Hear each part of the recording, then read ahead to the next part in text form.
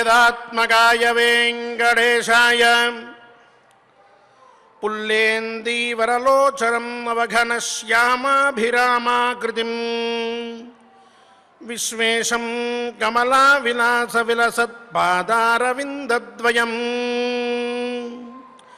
दैत्यारिं सकलेन्दुमण्डितमुखं चक्राब्जहस्तद्वयम् वन्दे श्रीपुरुषोत्तमं प्रतिदिनं लक्ष्मीनिवासालयम्।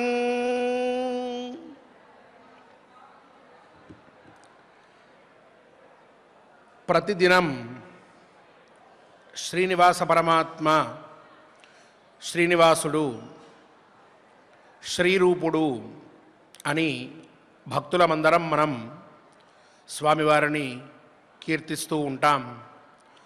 లక్ష్మీ నివాసాలయం అని వక్షస్థలమునందు లక్ష్మీదేవిని ప్రతిష్టాపనం చేసుకుని సకల శుభమంగళ కళ్యాణ పరంపరా ప్రాప్తికై తన సన్నిధికి వచ్చి ప్రార్థించేటటువంటి భక్తుల మనోరథములని తీరుస్తూ సార్థక నామధేయుడై తిరుమల క్షేత్రంలో పురుషోత్తముడై శ్రీనివాస అభిరాముడై మనందరినీ కూడా రక్షిస్తూ ఉన్నారు శ్రీ వెంకటేశ్వర స్వామివారు.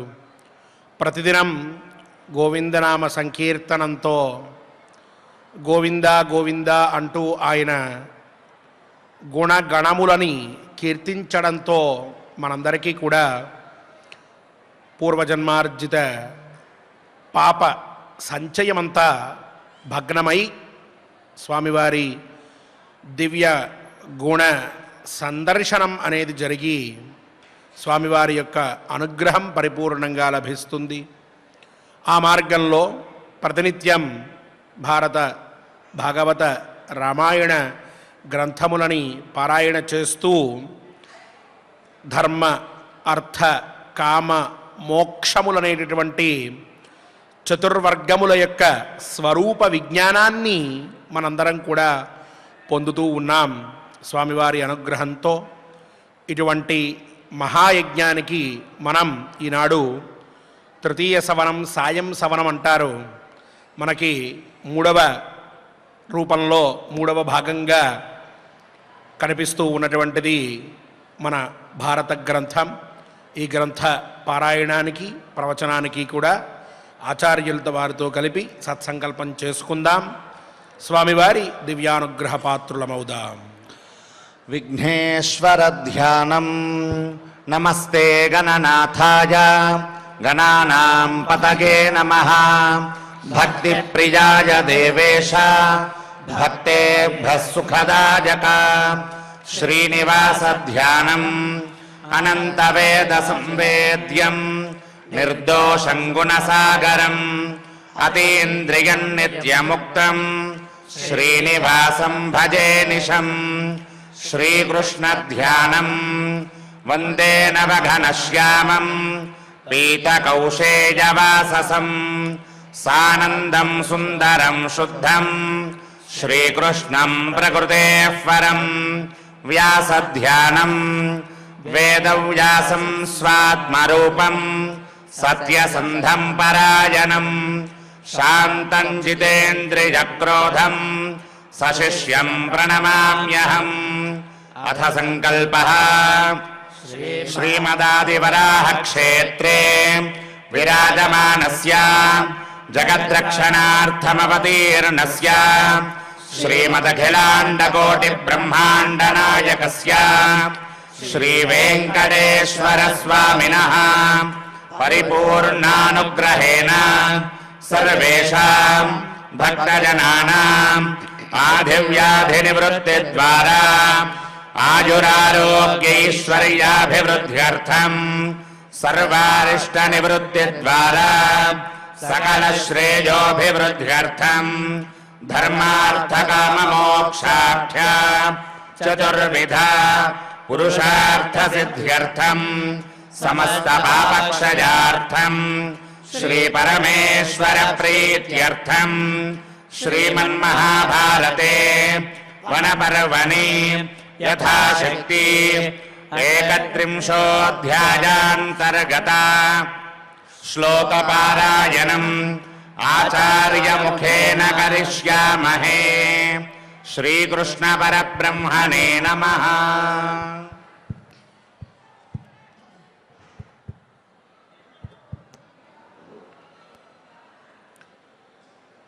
నారాయణం నమస్కృత్య నరం చైవ నరోత్తమం దేవీం సరస్వతీం వ్యాసం తతో జయముదీరయేత్.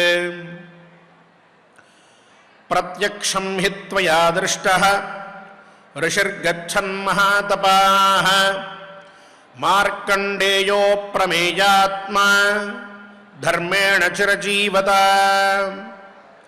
వ్యాసో వసిష్ఠో మైత్రేయః నారదో లోమశः శుకः అన్యే చ ఋషయः సర్వే ధర్మేణైవ సుచేతసః. ప్రత్యక్షం పశ్యసి హ్యేతాన్ దివ్యయోగసమన్వితాన్ శాపానుగ్రహణే శక్తాన్ దేవేభ్యోऽపి గరీయసః.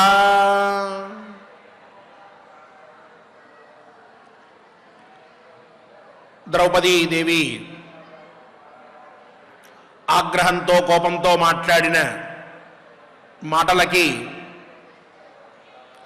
ఇంకా మాట్లాడబోతూ ఉంటే మధ్యలోనే ఆగాగు అని ధర్మరాజు ధర్మం యొక్క గొప్పతనాన్ని పరమాత్మ యొక్క గొప్పతనాన్ని చెప్తూ ఉన్నాడు అని చెప్పుకున్నాం.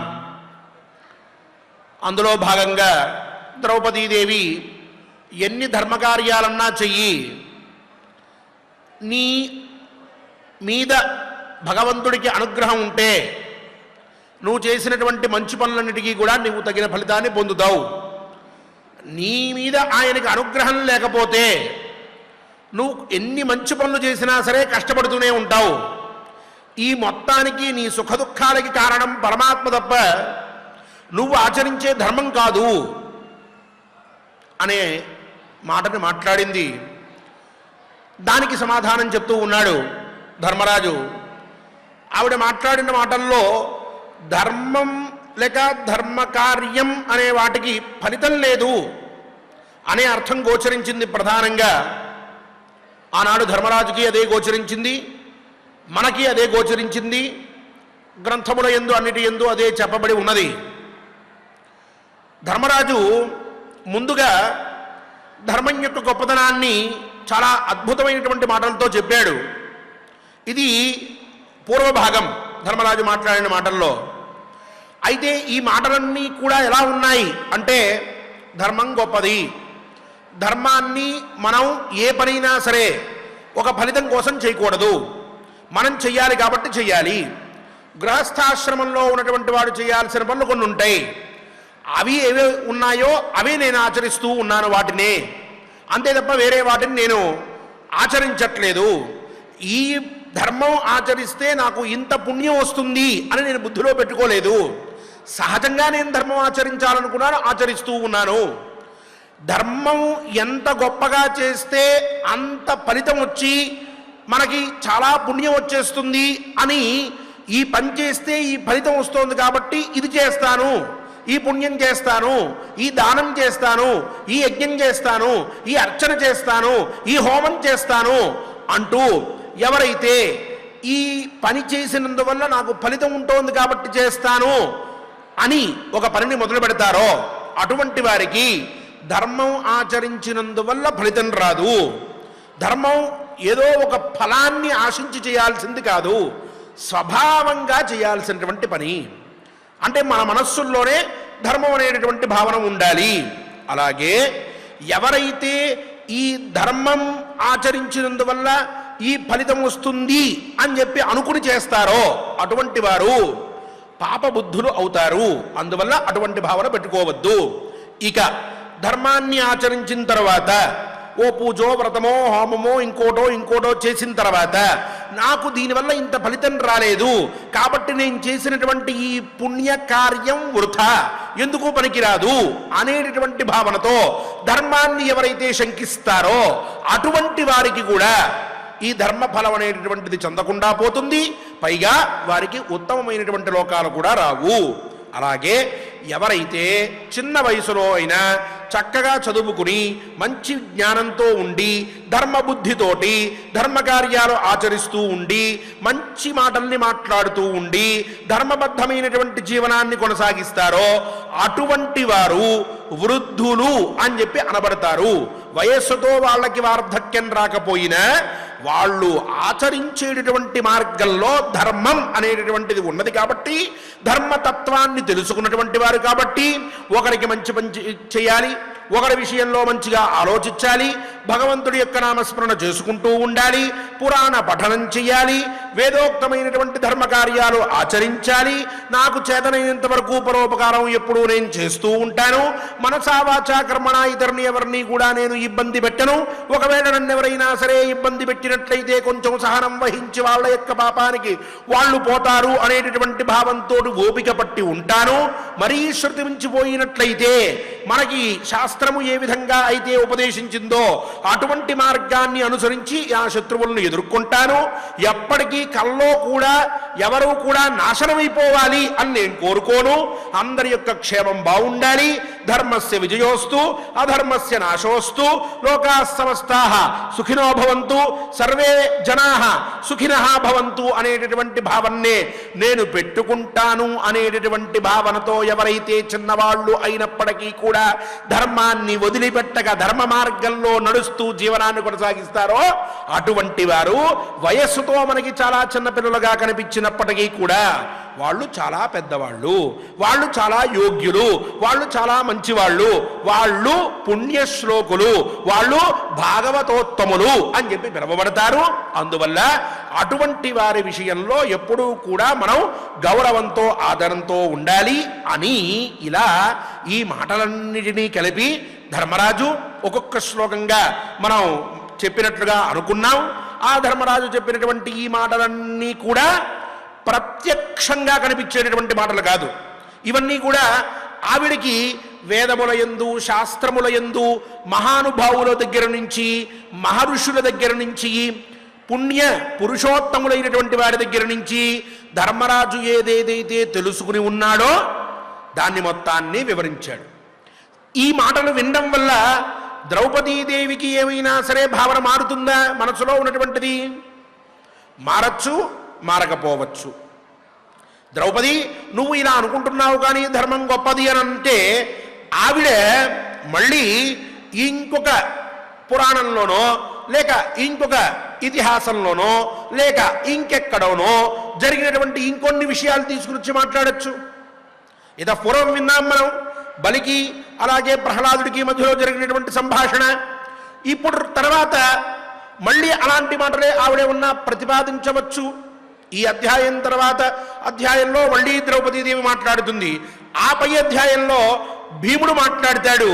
అసలు ఆ భీముడు మాట్లాడేటటువంటి ఒక్కొక్క మాట మనం వింటూ ఉంటే ఇది కదా అసలు ఇటువంటి ధర్మం, ఎందుకు ఈ కాస్త ధర్మాన్ని కూడా తెలుసుకోకుండా ధర్మరాజు ఇట్లా మాట్లాడాడు అనేటటువంటి భావన కలుగుతుంది. అంతటి అత్యద్భుతమైనటువంటి మాటలు, పైగా పంచపాండవుల్లో కానీ మహాభారతంలో కానీ ఉన్నటువంటి మహాపండితుల్లో గొప్పవాడిగా కీర్తించబడినటువంటి వాడు భీముల వారు. సామాన్యుడిగా ఆయన చాలా గొప్ప పండితుడు. అటువంటి ఆ భీముడు తన పాండిత్యాన్ని మొత్తాన్ని కూడా రంగరించి తత్వాన్ని చెప్తున్నాడా అన్నట్లుగా ధర్మరాజుతోటి ఇలా ధర్మశాస్త్రము, ధర్మము, వేదము, మన యొక్క మహానుభావుల యొక్క మాటలు ఇవన్నీ ఇలా ఉంటే నువ్వు ఇంకా ధర్మం ధర్మం అని చెప్పి నువ్వు అనుకుంటున్నటువంటి ధర్మంలో ఉంటావేమిటి? అసలు ధర్మం ఏమిది? అసలు ధర్మం ఎలా ఉండాలి? మనిషి జీవితం ఎట్లా ఉండాలి? జీవిత దశలు ఎట్లా ఉండాలి?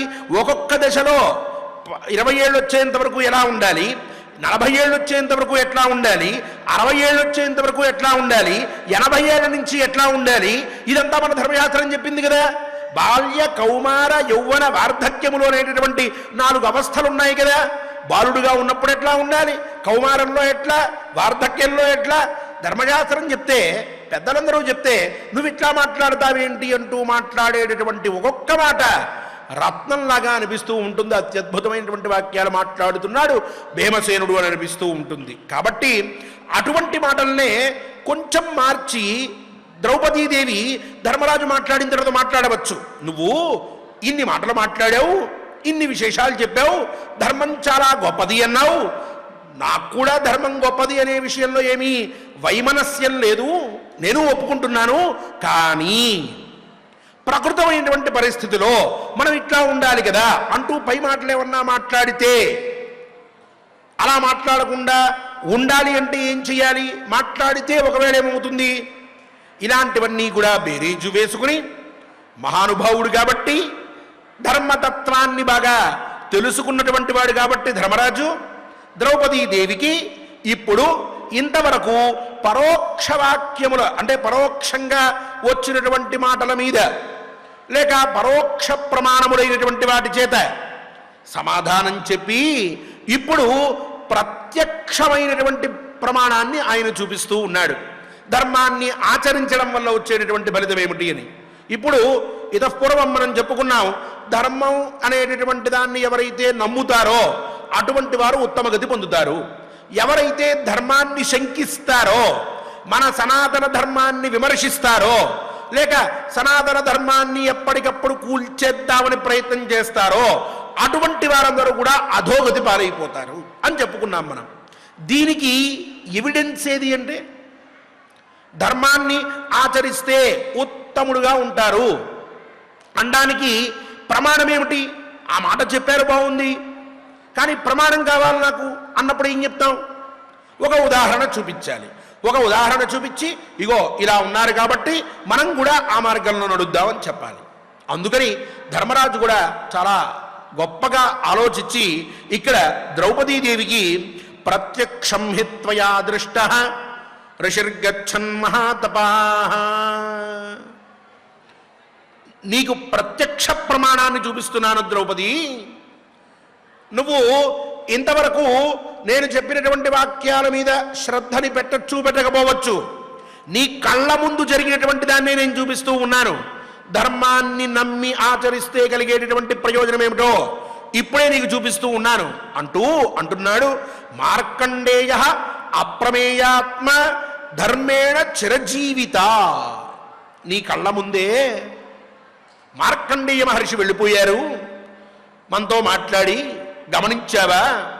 ఆ మహానుభావుడు ఇన్ని సంవత్సరముల పాటు అలా ఎలా జీవించి ఉండగలిగాడు అనుకుంటున్నావు? పైగా ఆ మార్కండేయ మహర్షి చిరంజీవి, ఆయనకి మరణం రాదు. మరి అంతటి చిరజీవిత్వం, మరణం లేనటువంటి స్థితిని పొందాడు అనంటే ఏంటి కారణం అనుకుంటున్నావు? ధర్మాన్ని ఆచరించడమే కారణము.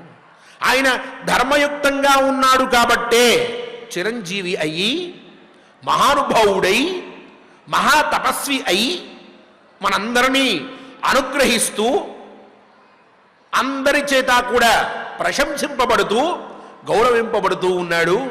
నీ కళ్ళ ముందే చూపిస్తున్నా. అంతేకాదు వ్యాస, వశిష్ఠ, మైత్రేయ, నారద, లోమశ, శుక అన్యే చ ఋషయః సర్వే ధర్మేణైవ సుచేతసః. వ్యాసుల వారు, అలాగే వశిష్ఠుల వారు, మైత్రేయ మహర్షి, మనం మొదట్లో చెప్పుకున్నాం మహానుభావుడి గురించి. ఇక నారద మహర్షి, లోమశ మహర్షి, శుక మహర్షి, ఇక తక్కినటువంటి మహర్షులు చాలామంది. మన అరణ్య పర్వలో ఎంతోమంది మహర్షులు వస్తారు. ఈ మహర్షులందరూ కూడా వీళ్ళంతా ధర్మం చేతనే సుచేతసః, చక్కటి శుద్ధమైనటువంటి బుద్ధిని మనస్సుని పొంది వాళ్ళందరూ మహానుభావులై వెలుగొందుతూ ఉన్నారు. ద్రౌపది, నీ కళ్ళ ముందే చూపిస్తున్నా. ధర్మం ఆచరించడం వల్ల కలిగేటటువంటి ప్రయోజనం, ధర్మానికంటూ ప్రత్యేకంగా ఏ ఫలం ఇచ్చేటటువంటి శక్తి లేదు అన్నట్టుగా మాట్లాడుతున్నావే. మరి వీళ్ళందరూ ఏమిటి? అన్యాయంతోటో అధర్మంతోటో వచ్చినటువంటి వారా? ఎంత జీవితాన్ని వాళ్ళందరూ కూడా ధర్మానికి ధారపోసి ధర్మం విషయంలో కట్టుబడి ఉండి అధర్మం జోలికి పోకుండా జీవనాన్ని కొనసాగిస్తూ ఉన్నారు. అందుకనే వాళ్ళందరూ కూడా మహానుభావులయ్యారు. ఈరోజు సర్వ అనుగ్రహ సమర్థులు వాళ్ళు.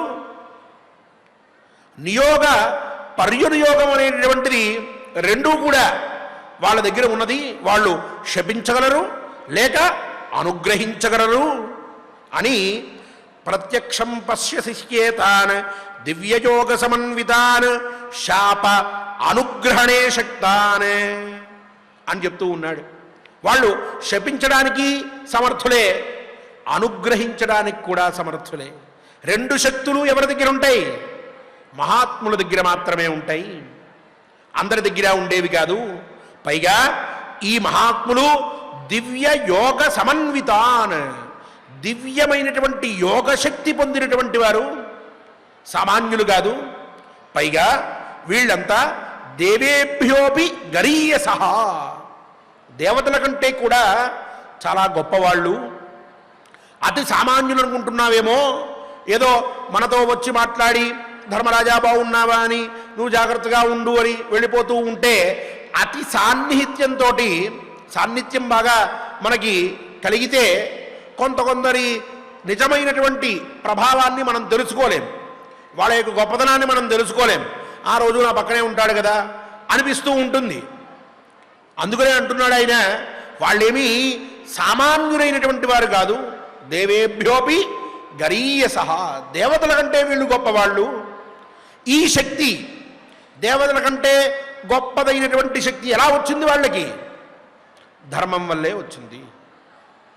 ధర్మం వల్లే వాళ్ళందరూ మహాత్ములై వెలుగొందుతూ ఉన్నారు అంటూ ఏతేహి ధర్మమేవాదౌ వర్ణయంతి సదా నఘే కర్తవ్యం అమర ప్రఖ్యాః ప్రత్యక్షాగమ బుద్ధయః. ఏతే ధర్మమేవాదౌ వర్ణయంతి సదా నఘే. పాపం లేనిటువంటి దానా, చూడండి అత్యద్భుతమైన మాట. నువ్వు పుణ్యశీలురాలివి, చాలా గొప్పదానివి ద్రౌపది, విను.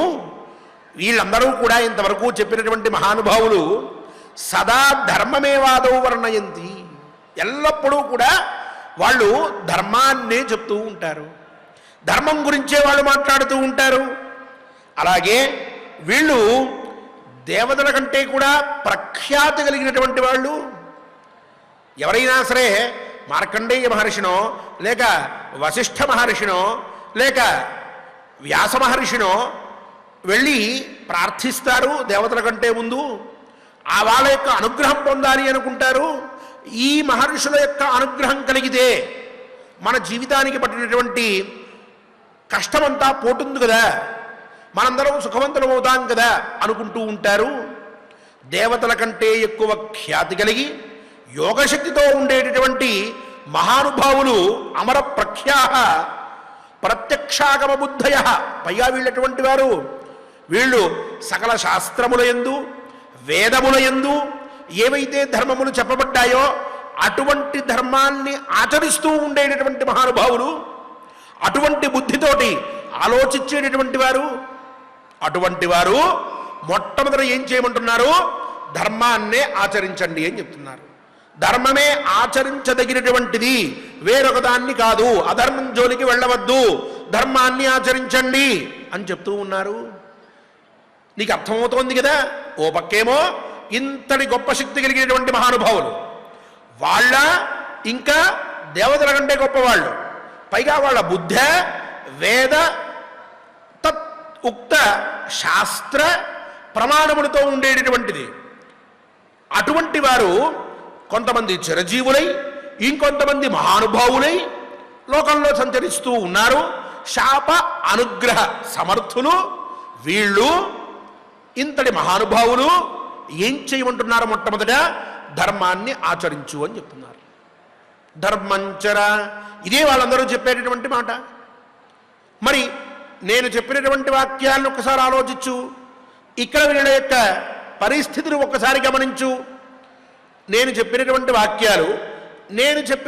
వాక్యాల సారాన్ని ఆచరించి చూపించేటటువంటి మహాత్ములు వీళ్ళందరూ కూడా ఇంత గొప్పగా ఉంటే, నేను చెప్పిన వాక్యాలు ఇక్కడ నిజములు అవుతూ ఉంటే, ఇక నీకు ధర్మం విషయంలో అసలు సందేహం కలగడం ఏమిటి, ఆలోచన రావడం ఏమిటి అంటూ, అతో నారహసి కళ్యాణి ధాతారం ధర్మమేవ చ రాజ్ఞి మూఢేన మనసా క్షేప్తుం శంకితుమేవ వా.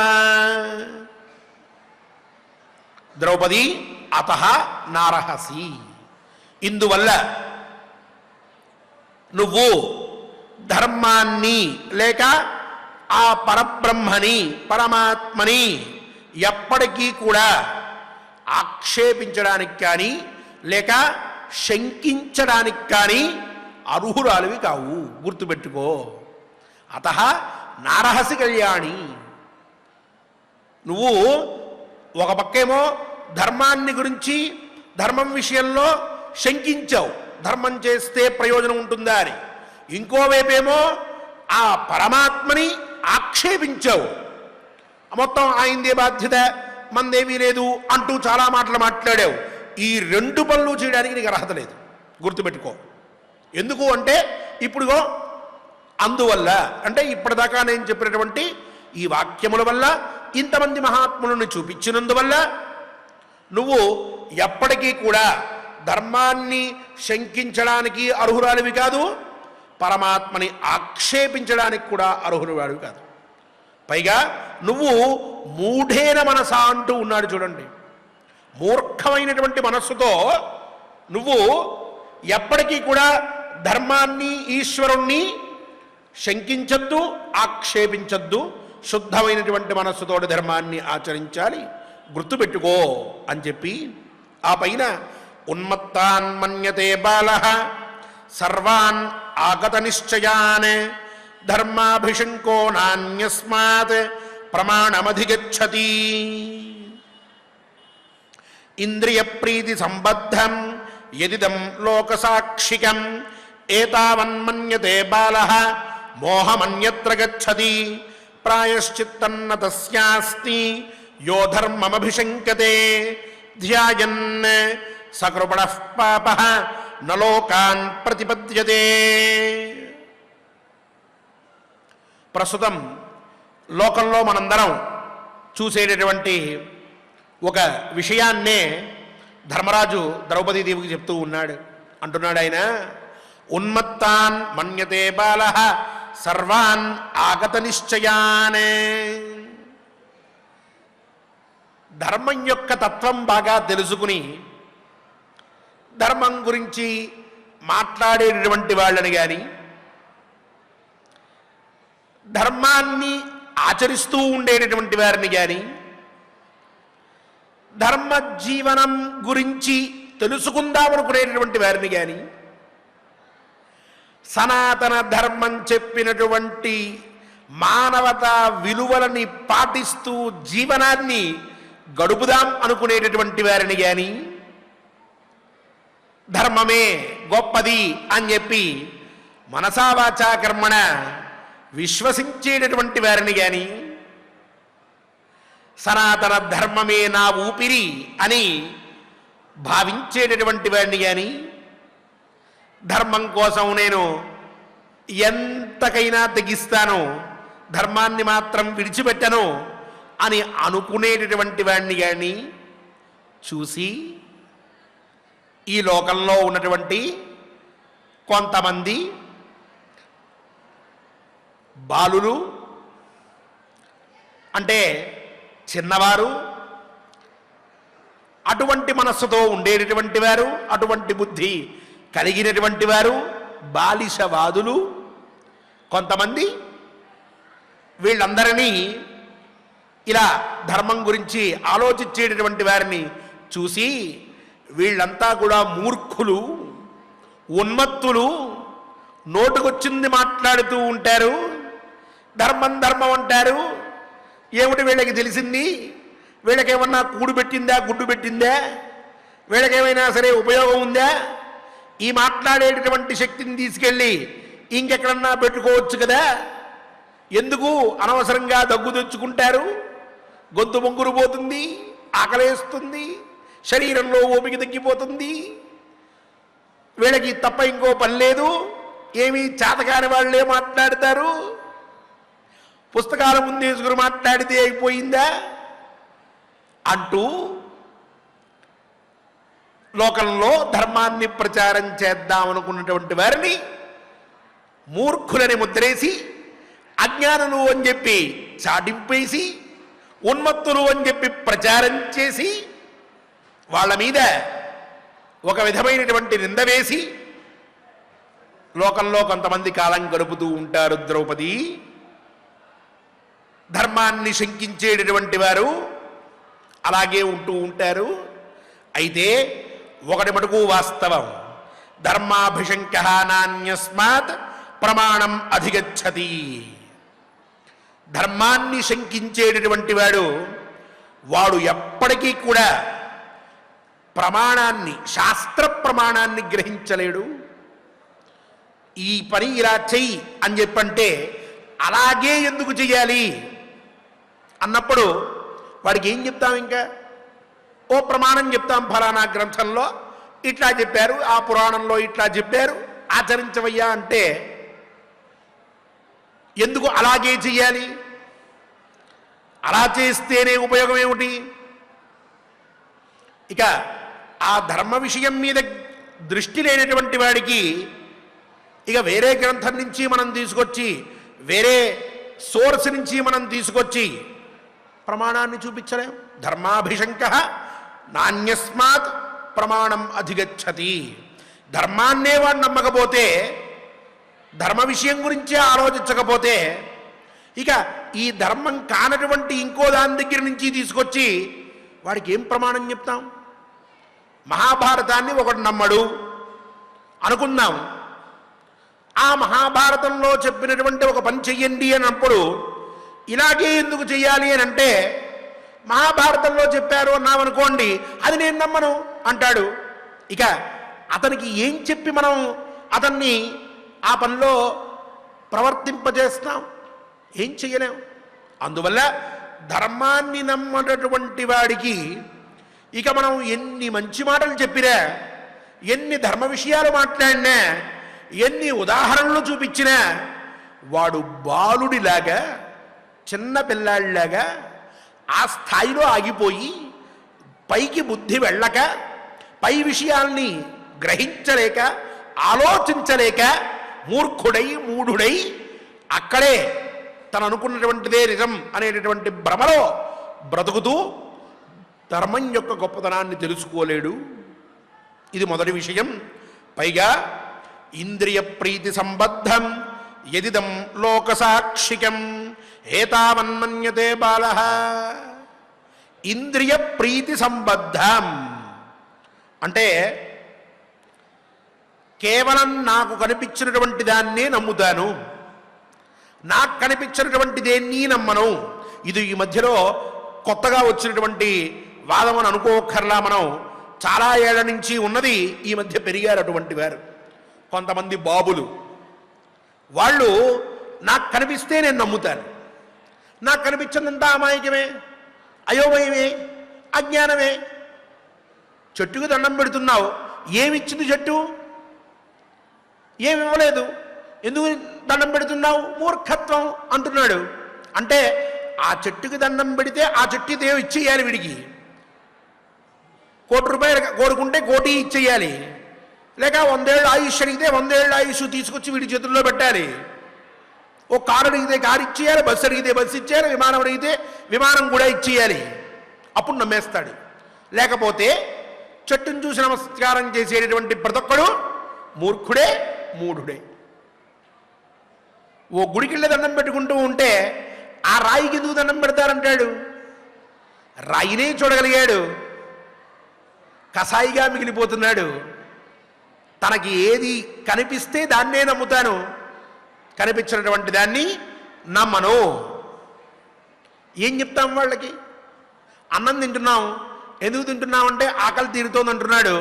ఒకసారి ఆకలి తీరడం ఎట్టానో చూపించంటే చూపించగలడా? మరి ఆకలి తీరడం కోసం తింటున్నానని చెప్పడం ఎంత అజ్ఞానం అవుతోంది అతని మాటల్లో చెప్పాలంటే. మరి అది అజ్ఞానమే అనొచ్చుగా మనం. ఇలా మనం వేసే ప్రశ్నలకి సమాధానం ఉండదు, నేను వేసే ప్రశ్నలకి సమాధానం కావాలి అంటాడు. అటువంటి వాడు ఎవడైతే లోకంలో ఉంటాడో అలాంటి వాళ్ళు బాలులుగా, చిన్నపిల్లలుగా ఈ లోకంలో అజ్ఞాన అవస్థలో ఉన్నటువంటి వారే అయిపోతూ ఉన్నారు. పైగా ఎవరైతే ఈ స్వబుద్ధిని మాత్రమే నమ్ముకుని నేనేమనుకున్నానో అదే, వేరేదేది కాదు అని చెప్పి మన ధర్మాన్ని, మన ధర్మంలో చెప్పినటువంటి విషయాల్ని విమర్శిస్తూ అవహేళన చేస్తూ మన గురించి వెటకారంగా మాట్లాడుతూ ఎవరైతే లోకంలో ఉంటారో, నాకు నచ్చితే, నాకు కనిపిస్తే నేను నమ్ముతాను, కనిపించకపోతే నేను నమ్మను అని చెప్పి హేతువాద బుద్ధిని మనస్సులో పెట్టుకుని ఎవరైతే ప్రవర్తిస్తూ ఉంటారో అటువంటి వారందరూ కూడా వాళ్ళు కనపడే వాటిని నిజమనుకుంటారు, కనిపించనటువంటి వాటి విషయంలో మోహంలో పడుతూ ఉంటారు. వాళ్ళకి కనిపించినటువంటి విషయాల మీద విశ్వాసము ఉండదు, నమ్మకము ఉండదు. దానివల్ల వాళ్ళు ఆ ఫలాన్ని కూడా పొందలేకుండా ఉన్నారు. అజ్ఞానులై మిగిలిపోతారు చిట్టు చివరికి. ప్రతి ఒక్కటి కనిపించాలి అంటే అన్నీ కనిపించవు. అన్నీ కనిపిస్తే మనకి మానవ జన్మ అనవసరం. కొన్ని కనిపించకుండా ఉంటే, కొన్ని మన చేతుల్లో లేకపోతే అప్పుడు మనం మన మానవ జన్మని సార్థకం చేసుకోగలం. లేకపోతే చాలా దుర్వినియోగం కూడా మనం చేస్తాం. మనకి భగవంతుడు ఓ విశ్వాసము, పుణ్యము, పాపము, స్వర్గము, నరకము అనేటటువంటి ఇలాంటి ఎన్నో విషయాల్ని ఒక హద్దుగా పెట్టి వీటి మధ్య నువ్వు బతకు అని చెప్పింది మన సనాతన ధర్మం. అందువల్ల మనం ఏం చేస్తాం, ఆ మధ్యలో బ్రతుకుతూ ఉన్నప్పుడు ఒక నియమం, నిబద్ధత, పరోపకారం, ఓ సుఖం, ఓ దుఃఖం, ఓ మంచి, ఓ చెడు అనేటటువంటి వాటిన్నింటినీ కూడా ఆలోచించుకుని చాలా జాగ్రత్తగా ఒక నియమబద్ధమైనటువంటి జీవనాన్ని కొనసాగించుకుంటూ ఉంటాం. అది లేనప్పుడు ఈ నేను కనిపించినటువంటిది నమ్మను అంటే స్వర్గం లేదు, స్వర్గం లేకపోయినా పెద్ద ఇబ్బంది లేదు, కానీ నరకం కూడా లేదు.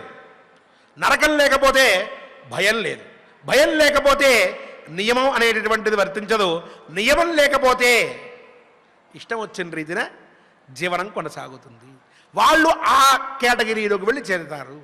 ఆ కనిపించిన దాన్ని నమ్మను అన్నప్పుడు అది అలా కిందకి దిగి దిగి దిగి నాకు ఏ నియమము అవసరం లేదు, నాకు నరకం మీద భయం లేదు, నాకు చెడు మీద విశ్వాసం లేదు, పాపం అనేదాన్ని నేను నమ్మను అన్నప్పుడు ఉన్న హద్దులన్నీ కూడా కొట్టుకుపోతే స్వేచ్ఛ, విపరీతమైనటువంటి మితిమీరిన స్వాతంత్ర్యం, దాని మీద వచ్చేటటువంటి ప్రకోపాలు, ఇష్టం వచ్చిన రీతిన బుద్ధి వెళ్తూ ఉండడం, తద్వారా ఉచ్చ నీచములు, యోగ్యత అయోగ్యత, కర్తవ్య అకర్తవ్యములు ఇవన్నీ ఏవి గుర్తురావు.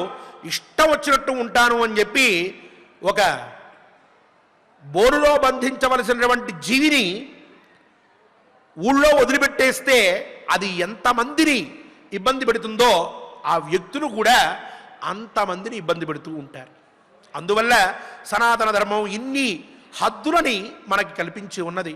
అవి విశ్వసించినటువంటి వాడు మూర్ఖుడై మోహంలో పడిపోతాడు అని చెప్పి ప్రాయశ్చిత్తన్నతస్యాస్తి యో ధర్మమభిశంకతే. ఓ బంగారాన్ని దొంగతనం చేశాడు, మద్యపానం చేశాడు, లేక ఎవరినో కొట్టాడు, లేక ఏదో తప్పు పని చేశాడు, వీటన్నిటికీ ప్రాయశ్చిత్తాలు చెప్పారు శాస్త్రంలో. చాలా అత్యద్భుతమైనటువంటి ప్రాయశ్చిత్తాలు ఉన్నాయి. అవి చేసుకుని మళ్ళీ మనం వ్యవహారంలోకి దిగవచ్చు, మన జీవనం మనం కొనసాగించవచ్చు, శుద్ధులం అని చెప్పి చెప్తారు. కానీ ధర్మాన్ని ఎవడైతే శంకిస్తాడో వాడికి ప్రాయశ్చిత్తం లేదు. వాడు ఏం చేద్దామనుకున్నా ప్రాయశ్చిత్తం అనేది మటుకు అతనికి కనిపించలేదు. అలాగే ధ్యాయన్ సకృపణ పాప నలోకాన్ ప్రతిపద్యతే. ధర్మానికి విరుద్ధంగా ఆలోచించేటటువంటి పాపాత్ముడు ఎవడైతే ఉన్నాడో, పైగా ఇంకో మాట అన్నారు, కృపణ అంటే దీనుడు, వాడి మీద జాలిపడాలి. అటువంటి అసమర్థుడు, దీనుడు, పాపాత్ముడైనటువంటి వాడు ఎప్పటికీ ఉత్తమ లోకాలని పొందలేడు ద్రౌపది. అందువల్ల ధర్మశంక, పరమాత్మ విషయంలో ఆక్షేపణ, ఈ రెండూ కూడా ఎవరు వదిలిపెట్టేస్తారో అటువంటి వారికి ఉత్తమమైనటువంటి జీవితం ఉంటుంది అని చెప్పి ధర్మరాజు ద్రౌపదీదేవికి చెప్తూ ఇంకొక ముఖ్యమైన విషయం ఆయన మాట్లాడాలి ద్రౌపదీదేవితో. ఏమిటి అంటే కొన్ని వాక్యాలు చెప్పాడు, ప్రత్యక్ష ప్రమాణాలు చూపించాడు. దీంతో పాటే నీ విషయంలో ఏం జరిగిందో ఒక్కసారి నువ్వు ఆలోచించుకో అనాలి. అప్పుడు ఆవిడికి అసలు ధర్మ విషయం ఇంకొంచెం బాగా అర్థమవుతుంది అని అనుకుంటూ ఉన్నాడు ధర్మరాజు. ఆ విషయం చెప్పడం కోసం అని చెప్పి ఉద్యుక్తుడు అవుతూ ఉన్నాడు. పూర్వరంగం దానికి సంబంధించింది తెలియజేస్తూ ఉన్నాడు. అవి ఎలా ఉన్నాయో రేపటి పారాయణంలో మనందరం కూడా చక్కగా కథాశ్రవణంలో విందాం. ఈనాటి ఈ ప్రాతస్మరణీయమైనటువంటి శ్లోకములు ఇవన్నీ కూడా వీటిని చక్కగా ఆచార్యుల వారు ముఖంగా ఆచార్యుల వారు చెప్పేటటువంటి వాటిని అనుసరించి మనం కూడా చక్కగా పారాయణ చేసి ధర్మ విజయుడైనటువంటి ధర్మ పోషకుడైనటువంటి శ్రీనివాసస్వామి వారి అనుగ్రహాన్ని పొందుదాం. ఓం నమో వెంకటేశాయ. ఓం నమో వెంకటేశాయ. ఆచార్యుల వారి ద్వారా చక్కగా అధర్మముల ద్వారా కలిగేటటువంటి దుష్ఫలితములను, అదేవిధంగా ధర్మాన్ని శంకించడము ద్వారా కలిగేటటువంటి దుష్ఫలితములను రెండింటినీ కూడా మనం చక్కగా తెలుసుకున్నాం. ఇక 31వ అధ్యాయంలో 11వ శ్లోకం నుండి మనం పారాయణం చేసుకుందాం. స్వామివారి యొక్క అనుగ్రహాన్ని పొందుదాం. ప్రత్యక్షం హిత్వయా దృష్టః ఋషిర్గచ్చన్ మహాతపాః మార్కండేయో ప్రమేయాత్మా ధర్మేణ చిరజీవితా వ్యాసో వసిష్ఠో మైత్రేయః నారదో లోమశుకః అన్యే చ ఋషయః సర్వే ధర్మేణైవ సుచేతసః ప్రత్యక్షం పశ్యసి హ్యేతాన్ దివ్యయోగ సమన్వితాన్ శాపానుగ్రహణే శక్తాన్ దేవేభ్యోऽపి గరీయసః ఏతే హి ధర్మమేవాదౌ వర్ణయంతి సదా నఘే కర్తవ్యమమర ప్రఖ్యాః ప్రత్యక్షాగమ బుద్ధయః తతో నార్హసి కళ్యాణి భాతారం ధర్మమేవ చ రాజ్ఞిమూఢేన మనసా క్షేప్తుం శంకితుమేవ చ ఉన్మత్తాన్మన్యతే బాలః సర్వానాగత నిశ్చయాన్ ధర్మాభిశంకో నాన్యస్మాత్ ప్రమాణమధిగచ్చతి ఇంద్రియ ప్రీతి సంబద్ధం యదిదం లోకసాక్షికం ఏతావన్మన్యతే బాలః మోహమన్యత్ర గచ్చతి ప్రాయశ్చిత్తన్న తస్యాస్తి యో ధర్మమభిశంకతే ధ్యాయన్ సకృపణః పాపః లోకాన్ ప్రతిపద్యతే. ఓం నమో వెంకటేశాయ. శ్రీ డాక్టర్ ఆర్ శ్యామ్ కుమార్ గారు మరియు ఇతర అన్నమాచార్య ప్రాజెక్ట్ కళాకారిణులు అందరూ కూడా గోవిందనామ సంకీర్తనం చేస్తూ ఉన్నారు. మనం కూడా వారితో కలిసి చక్కగా గోవిందేతి సదా స్నానం గోవిందేతి సదా జప గోవిందేతి సదా ధ్యానం సదా గోవింద కీర్తనం అన్నట్టుగా చక్కగా గోవిందనామ సంకీర్తనం చేద్దాం. దేవదేవుని అనుగ్రహాన్ని పొందుదాం. ఓం నమో వెంకటేశాయ. శ్రీ అవధూతాశ్రమము బోధానంద సత్యారామూర్తి ఆర్యుల గోసేవాశ్రమము మరియు వృద్ధాశ్రమము పడాల. ఆశ్రమములో గోసేవ గోవుల దానము స్వీకరించుట, మీ నవగ్రహ దోషములు పోవుటకు గోపూజ చేయబడును. మూలికా వైద్యము గోపంచగవ్య వైద్యము చేయబడును. యంత్రములు తావీదులు ఇవ్వబడును. శాంతి హోమములు చేయబడును.